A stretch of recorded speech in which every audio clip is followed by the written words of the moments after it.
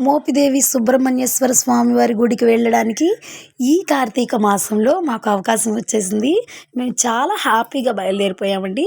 దారి పొడుగునా చక్కటి పచ్చటి వాతావరణంతో ఇక్కడికి రీచ్ అవ్వడానికి దాదాపుగా 3 గంటల పైనే పట్టిందండి. అంటే మేము వెళ్ళేసరికి 12:00 దాటిపోయింది.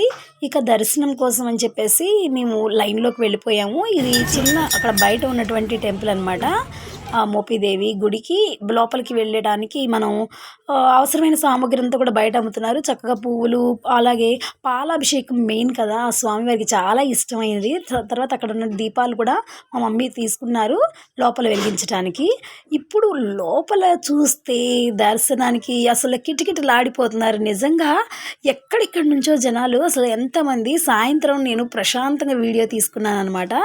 సరే లోపలికి వెళ్ళిన తర్వాత పాలు అభిషేకం చేస్తే నిజంగా ఒళ్ళు పులకరించినట్లు అయిపోయింది. ఆ స్వామి నాగేంద్ర స్వామి వారికి అసలు ఎంతమంది ఇలా వచ్చి లైన్‌లో వచ్చి పసుపు, కుంకాలతో, పాలతో అభిషేకాలు చేస్తూ ఉన్నారనమాట.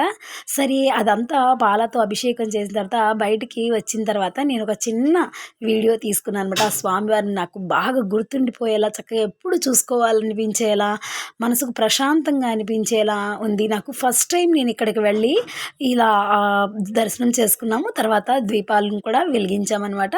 సో మీరు గనక బయలుదేరితే గనక ఇలాంటి ప్లేస్‌కి మోపిదేవికి చాలా ఎర్లీగా బయలుదేరితే చాలా బావుంటుంది. ఇక మా పాప ఇలా వీడియో తీసుకొని వాళ్ళు కూడా చాలా సంతోషంగా